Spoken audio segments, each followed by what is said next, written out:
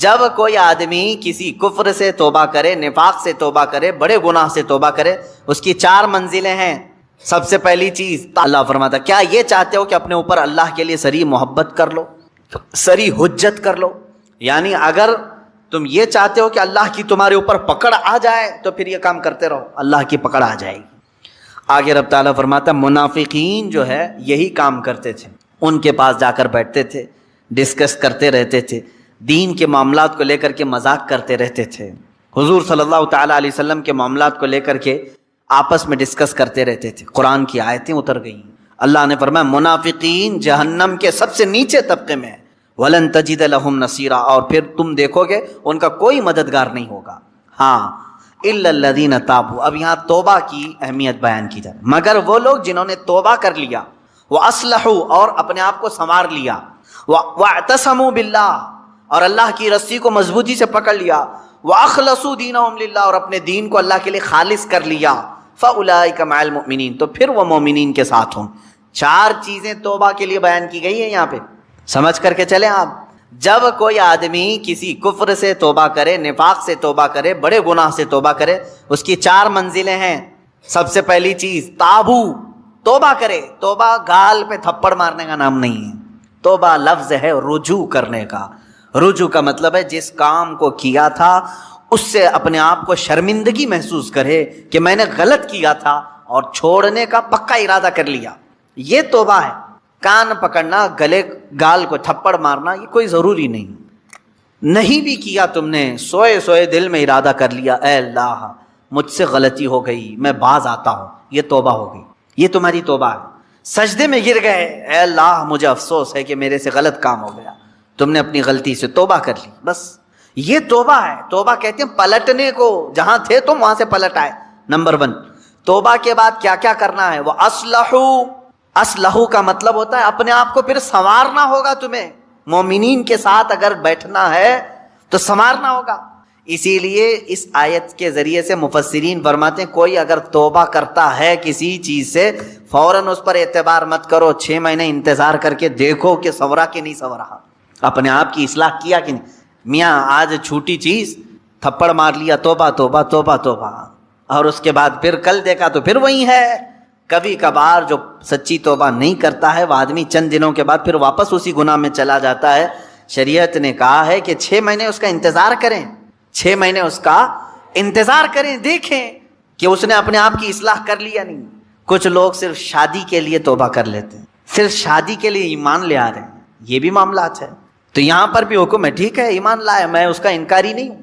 کوئی لڑکی ایمان لے آئی، کوئی لڑکا ایمان لے آیا، اسلام میں داخل ہوئے، تو حکم تو یہ ہے کہ 6 ماہ اس کا انتظار کرو، دیکھو کہ حقیقت میں اس نے اپنے آپ کو سنوار لیا کہ نہیں۔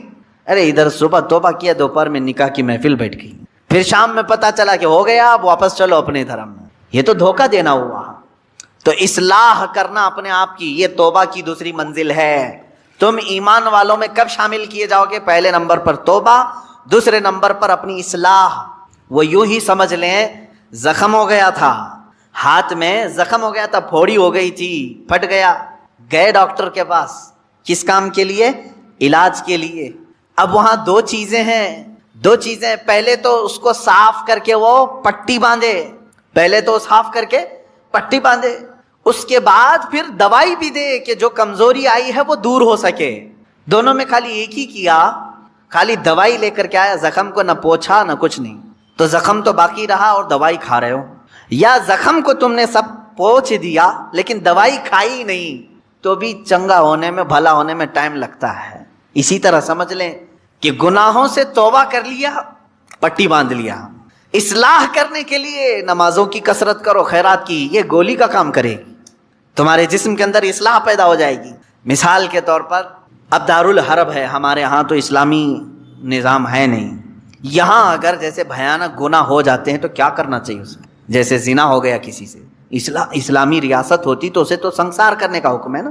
غیر شادی شدہ ہو تو 100 کوڑے مارے جائیں گے، شادی شدہ ہو تو سنسار کیا جائے گا، یہ اسلامی سزا ہے۔ یا چوری کیا ہے تو ہاتھ کاٹا جائے گا، یہ معاملات ہیں۔ لیکن آپ دارالحرب میں ہیں، یعنی یہاں اسلامی نظام نہیں، آپ سے ایسا گناہ سرزد ہوا تو اب کیا ہے؟ اس کے لیے اسلام نے یہ نظام رکھا ہے کہ تم سب سے پہلی چیز توبہ کرو۔ توبہ کرو، اس بھیانک گناہ سے توبہ کرو۔ دوسرے نمبر پر اللہ نے فرمایا وَأَصْلِحُوا، اور اپنی اصلاح کرو۔ اصلاح کس بات پر؟ پہلے سے زیادہ نمازوں میں آؤ، نفل کی کثرت کرنے لگ جاؤ، خیرات کرو، صدقہ دو، محفلوں میں بیٹھو، تسبیح ہاتھ میں لے لو، کیونکہ جو ڈیمیج کیا تم نے اپنی روح کو، اس کو اتنا بینڈیج تو لگانا ہی پڑے گا، اس کی اصلاح تو ضروری ہے۔ تو جس سے گناہ سرزد ہوئے وہ اگر توبہ کرنا چاہتا ہے تو دو چیزیں پہلے سمجھ لیں، ایک تو سچے دل سے توبہ کرنا یعنی باز آنے کا ارادہ کر لینا، دوسری اس پر نیکیوں کی کثرت کرنا، تب جا کر کے وہ توبہ کا پھل تمہیں ملے گا۔ ہاں بعض جگہوں پر میں نے دیکھا ہے دیہاتوں وغیرہ میں وہ لوگ کسی لڑکے اور لڑکی کے معاملے کو دیکھتے ہیں کہ یہ غیر شادی شدہ تھے اور چلے گئے اور ساتھ میں رات بتا کر کے آئے تو ان کو پکڑ کر کے جماعت والے بٹھاتے ہیں، اسلامی سزا ہے نہیں، آپ دے نہیں سکتے۔ اور بعض دیہاتوں میں نے دیکھا ہے کہ جھاڑو لے کر کے اس کو مارتے ہیں یا ٹاول کو لپیٹ کر کے اس کو مارتے ہیں۔ یہ مذاق کر رہے ہو اسلامی نظام کا؟ مذاق ہے اسلامی نظام کا؟ وہ تو حضرت ایوب علیہ السلام کی بیوی کے لیے اترا تھا قرآن پاک میں۔ حضرت ایوب علیہ السلام نے قسم کھا لی تھی اپنی بیوی کے بارے میں کہ وہ شیطان کے پاس گئی تھی، اگر میں صحیح ہو جاؤں تو تجھے 100 کوڑے ماروں گا۔ آپ صحیح ہو گئے، 100 کوڑے مارنے والے تھے، لیکن وہ بیوی بڑی نیک شعار تھی۔ اللہ نے حکم فرمایا جبرائیل امین کو، جاؤ ایک جھاڑو جس میں 100 کاڑیاں ہوں وہ ایوب کو دے دو اور کہو کہ ایک بار اس سے اپنی بیوی کو مارے، ان کی قسم پوری ہو جائے گی۔ یہ قرآن میں ہے۔ وہ ایوب علیہ السلام کی بیوی کے لیے یہ بات اتری تھی۔ تو میں نے کسی گاؤں کے متولی صاحب کے متعلق یہ سنا کہ وہ بھی 100 کاڑیوں کی جھاڑو لے کر کے اس لڑکے کو مارتے ہیں جو لڑکی کو بھگا لے جاتا ہے، اور کہتے ہیں 100 کوڑوں کے برابر ہو گیا، اور اگر 100 کوڑے مارو گے تو پھر اگلا دن آپ کے کوڑے پڑنے کا آ جائے گا۔ یہاں نہیں مار سکتے، یہاں صرف یہ ہے کہ سچی توبہ کی اسے تلقین کی جائے، رو رو کر کے تو توبہ کرے، اس کے بعد اپنی اصلاح کرے۔ اپنی اصلاح کیسے؟ نیکیوں کی کثرت کرے۔ پہلے نماز کم پڑھتا تھا تو اب زیادہ کر لیں، نفل نہیں تھے تو نوافل کی زیادہ تعداد کر لیں، درود مبارکہ آیت کریمہ کا ورد زیادہ کرے۔ یوں ہی سمجھ لیں کہ بیماری کے بعد جب آدمی اٹھتا ہے تو اسے ٹونک لینی پڑتی ہے، اچھی غذا دینی پڑتی ہے تاکہ اس کی جو گری ہوئی صحت ہے وہ جلدی صحیح ہو جائے۔ گناہ کرنے کے بعد بندے کی روح اسی طرح بیمار ہوتی ہے، توبہ کے بعد اسے ٹونک دینے کے لیے نیکیوں کی کثرت ضروری ہے، وہ نوافل کی کثرت کرے۔ نمبر 3 وَاعْتَصَمُوا بِاللَّهِ، اللہ کی رسی مضبوطی سے تھام لیں۔ یہ اللہ کی رسی ہے کیا؟ اس پر ہی بہت گھنٹوں تفسیر ہو جائے گی۔ یہ قرآن پاک میں گزر وَاعْتَصَمُوا بِحَبْلِ اللَّهِ، چوتھے پارے میں یہ آیت گزر چکی ہے، اور یہاں اللہ نے فرمایا وَاعْتَصَمُوا بِاللَّهِ، اللہ کی رسی مضبوطی سے پکڑ لو۔ اللہ کی رسی کیا ہے؟ آسمان سے کوئی چیز لٹک رہی ہے کہ اس کو پکڑ کر کے جھولتا رہے گا، چھوڑے گا نہیں۔ اللہ کی رسی، مفسرین کے الگ الگ اقوال ہیں۔ قرآن پاک اللہ کی رسی ہے، اسے جو تھام لیا گویا کہ وہ اللہ کی رسی کو پکڑ لیا۔ رسول پاک صلی اللہ تعالی علیہ وسلم کی ذات اللہ کی رسی ہے، حضور صلی اللہ علیہ وسلم کو جو تھام لیا، ان کی تعلیمات کو، وہ اللہ کی رسی کو پکڑ لیا ہے۔ اہل بیت اطہار جو رسول اللہ کی آل ہیں، ان کو کہا گیا ہے کہ وہ اللہ کی رسی ہیں، ان کو جو تھام لیا وہ اللہ کی رسی کو پکڑ لیا۔ اہل اللہ جو ہیں اولیاء کاملین، یہ اللہ کی رسی ہیں، ان میں سے کسی کو اس نے تھام لیا وہ اللہ کی رسی کو پکڑ لیا۔ تو توبہ کرنے کے بعد اور دو چیزیں ایکسٹرا ہو گئی، ایک اصلاح، دوسرے نمبر پر اللہ کی رسی کو پکڑنا ہے، یعنی قرآن لے لو۔ قرآن کو لے لینے کا مطلب یہ نہیں ہے کہ پکڑ کر کے زندگی بھر رہے، قرآن کی تعلیمات پر چلے، قرآن سے لگاؤ اور محبت بڑھا لے، اور اس کی تلاوت کثرت سے کرے، یہ اللہ کی رسی ہے۔ حضور پاک صلی اللہ علیہ وسلم سے محبت زیادہ کر لے، وہ اللہ کی رسی ہے۔ اور ایک بات یاد رکھیں، میں آپ سے کہتا ہوں، یہاں میرے پاس ایک رسی ہے، ایک اس کا سرا، ایک کونا میرے پاس ہے، ایک باہر، اور آپ نے اس رسی کو پکڑ لیا، اور جب میں رسی کھینچوں تو سیدھے آپ کس کے پاس آئیں گے؟ میرے پاس آ جائیں گے، بلا تشبیہ و بلا تمثیل۔ اللہ نے قرآن میں فرمایا اللہ کی رسی کو پکڑ لو، یعنی اللہ رب العزت کی جو رسی ہے وہ خود خدائے قدیر و جبار کے دست قدرت میں ہے، اور اس رسی کا ایک سرا، ایک کونا دنیا میں ہے، وہ رسول پاک کی شکل میں ہے، اہل بیت اطہار کی شکل میں ہے، قرآن عظیم کی شکل میں ہے۔ ان کو جس نے پکڑ لیا، جب رب تبارک و تعالیٰ سارے لوگوں کو کھینچے گا تو تم وہیں جاؤ گے جہاں یہ اس رسی کا دوسرا کنارہ ہوگا۔ اسی کو کہتے ہیں اللہ رب العزت تک پہنچنے کے لیے اس کی رسی کو تھام لینا، یعنی اہل اللہ اولیاء کاملین سے وابستہ ہونا، قرآن پاک سے اور رسول پاک کی زندگی سے وابستہ ہونا۔ 3 چیزیں میں نے گنا دیا توبہ کے لیے۔ وَأَخْلَصُوا دِينَهُمْ لِلَّهِ، چوتھی چیز ہے اپنے دین کو اللہ کے لیے خالص کر دینا، پیورٹی والا دین۔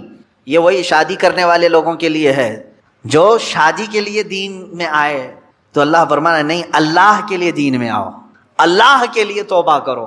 بعض لوگوں کو دیکھا گیا کہ بھائی بہت زیادہ آوارہ گردی کرتا تھا، میں تو بیٹی نہیں دوں گا اس کو، کہا 4 لوگوں کو لے آؤ میں توبہ کرتا ہوں۔ توبہ توبہ توبہ توبہ، ہو گئی توبہ۔ اس کے بعد اس کی بیٹی کو لینے کے لیے تم نے 4 لوگوں کے پاس توبہ کیا۔ میرے عزیزوں، اب توبہ کے اصول آپ سیکھ لو۔ اس نے توبہ کس کے لیے کیا؟ ایک خاتون کے لیے۔ اللہ فرما رہا ہے اللہ کے لیے آ جاؤ، یہ آج تیرے نکاح میں ہے، کل پھیکی پڑ جائے گی، لیکن اللہ رب العزت تو ہمیشہ رہنے والا ہے۔ یہ ان لوگوں کے لیے بھی تھا جو دائرہ اسلام میں داخل ہوتے تھے۔ جیسے ہجرت کے متعلق حضور صلی اللہ علیہ وسلم نے فرمایا، جس نے اللہ اور اس کے رسول کے لیے ہجرت کی اس کا ثواب بے حساب ہے۔ ہجرت کا مطلب ایک وطن چھوڑ کر کے دوسرے وطن گئے، جیسے مکہ چھوڑ کر کے صحابہ مدینے گئے تھے، کس کے لیے گئے تھے؟ اللہ اور اس کے رسول کی محبت میں گئے تھے۔ ایک صحابی جو ہے وہ مکہ سے نکلے، ان کی منگنی ہوئی تھی مدینے کی لڑکی سے، مدینے کی ایک لڑکی سے ان کی منگنی ہوئی تھی۔ وہ سفر کر کے آ گئے، انہوں نے سوچا شادی بھی ہو جائے گی، ہجرت بھی ہو جائے گی، ثواب کا ثواب ہے، گھر کا گھر بھی ہے۔ شادی ان کی مدینے میں ہونی تھی، سسرال مدینے میں، اور مکہ سے ان کو ہجرت کرنے کا ثواب بھی لینا تھا، لیکن وہ ہجرت کر کے آئے۔ تب اللہ کے نبی صلی اللہ علیہ وسلم نے یہ حدیث بیان فرمائی، جس کی ہجرت جس غرض سے ہوئی اسی غرض میں مانی جائے گی۔ جو اللہ اور رسول کے لیے ہجرت کر کے آئے تھے اس کا ثواب بے حساب ہے، اور جو شادی کے لیے ہجرت کر کے آئے تھے تو یہ شادی کا ہی مانا جائے گا، یہ شادی کا۔ بعض لوگ ہجرت کر کے مائگریٹ کر کے دوسری کنٹریز میں آج گئے ہوئے ہیں، وہ اپنی روزی روٹی کے لیے گئے ہوئے ہیں، اس ہجرت کا ثواب نہیں ہے۔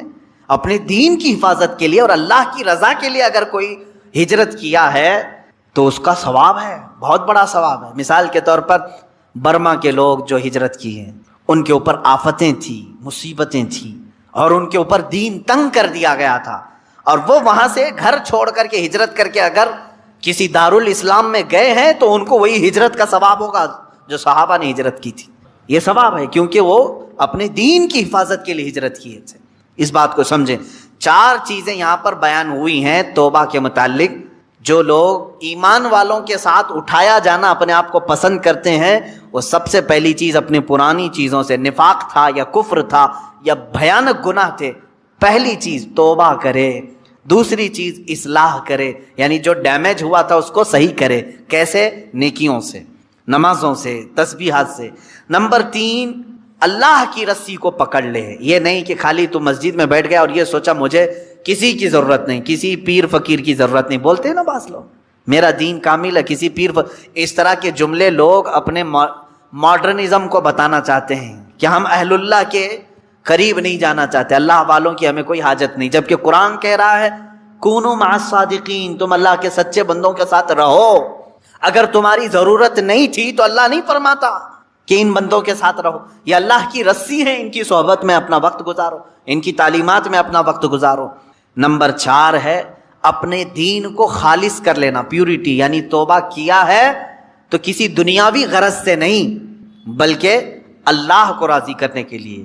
بزنس کے لیے اگر کوئی داڑھی رکھ لیا، اپنا دھندا چمکانے کے لیے اگر کوئی ٹوپی پہن لیا، تو نہ اس داڑھی کا اسے ثواب ہے نہ اس ٹوپی کا اسے ثواب ہے، بلکہ وہ دھوکہ دڑی میں شامل ہے۔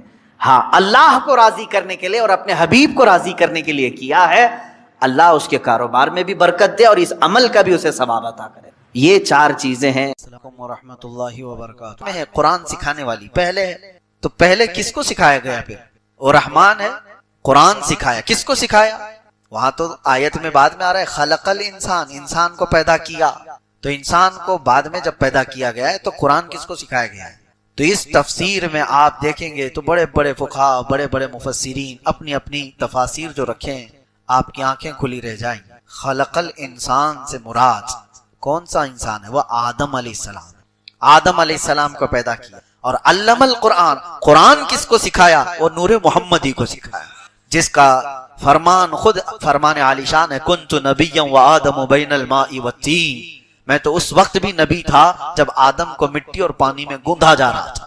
پتا چلا کہ انسان آدم علیہ السلام اگر یہاں مراد ہیں تو ان کے آنے سے پہلے بھی کوئی تھا، ان کے آنے سے پہلے بھی کوئی تھا۔ وہ کون تھا؟ وہ جو نہ تھے تو کچھ نہ تھا، وہ جو نہ ہو تو وہی تھے۔ وہی ہے اول، وہی ہے آخر، وہی ہے ظاہر، وہی ہے باطن، وہی ہے قرآن، وہی ہے فرقان، وہی ہے طٰہٰ، وہی ہے یاسین۔ لوح بھی تو، قلم بھی تو، تیرا وجود الکتاب، گنبد آبگینہ رنگ تیرے محیط میں حباب۔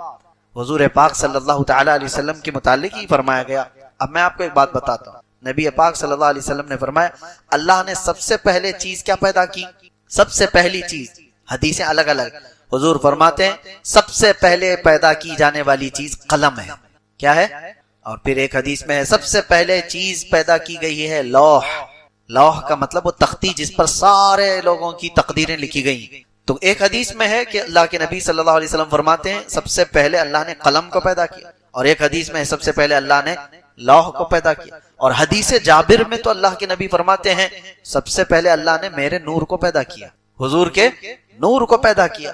تین حدیثیں ہیں، ایک حدیث میں سب سے پہلے۔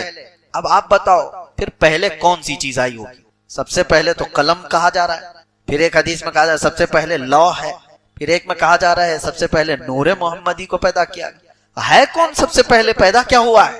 اس کی تطبیق کو سمجھنے کے لیے اقبال کا وہ شعر پڑھنا چاہیے۔ سب سے پہلے لوح پیدا کی گئی کہ قلم پیدا کیا گیا کہ نور محمدی؟ تو وہ ایک شعر میں بتاتے ہیں نہیں نہیں یا رسول اللہ، لوح بھی تو، قلم بھی تو، تیرا وجود الکتاب۔ لوح بھی تو، قلم بھی تو، یعنی جہاں لوح کا ذکر آیا ہے اس سے مراد رسول اللہ کی ذات، جہاں قلم کا ذکر ہے اس سے مراد بھی حضور کی ذات۔ تیرا وجود الکتاب، کتاب بھی یا رسول اللہ صلی اللہ تعالی علیہ وسلم سے مراد آپ ہیں۔ اور پھر یہ سب سمجھنے کے لیے یہ لوح ہو، قلم ہو، کتاب ہو، پھر اعلیٰ حضرت کو پڑھنا ہوگا وہ جو نہ تھے تو حضور پاک صلی اللہ تعالی علیہ وسلم۔ اور ایک حدیث ہے کنتو کنزن مخفیا، اللہ فرماتا ہے میں ایک چھپا ہوا خزانہ تھا، میں ایک چھپا ہوا خزانہ تھا۔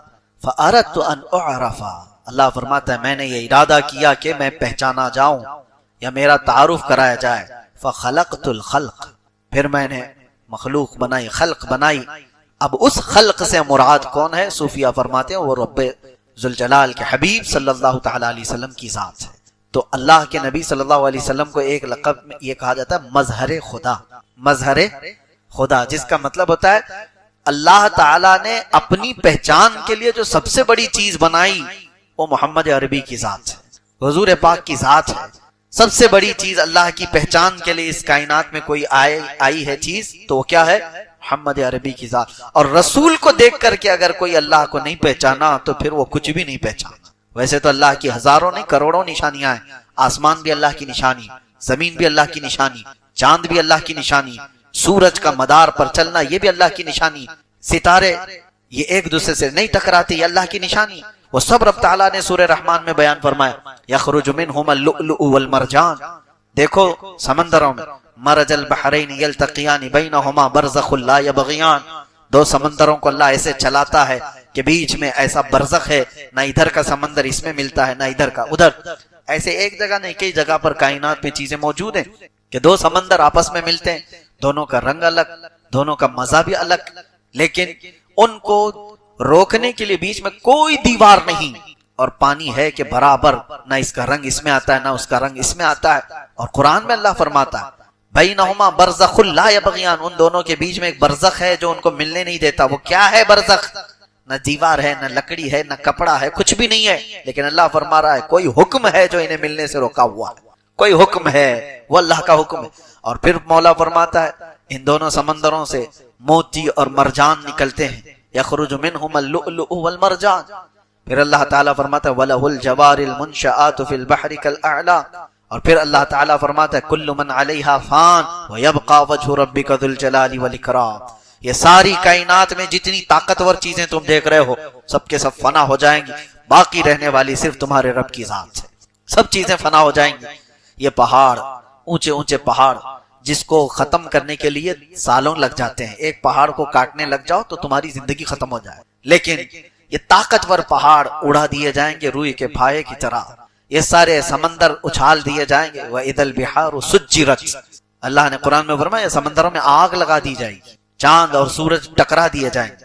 اِذَا الشَّمْسُ كُوِّرَتْ وَإِذَا النُّجُومُ انْكَدَرَتْ, ستارے آپس میں ٹکرا دیے جائیں گے, چاند اور سورج کو ٹکرا دیا جائے گا, زمین میں ایک بڑا طوفان ہوگا, سب فنا ہو جائیں گے.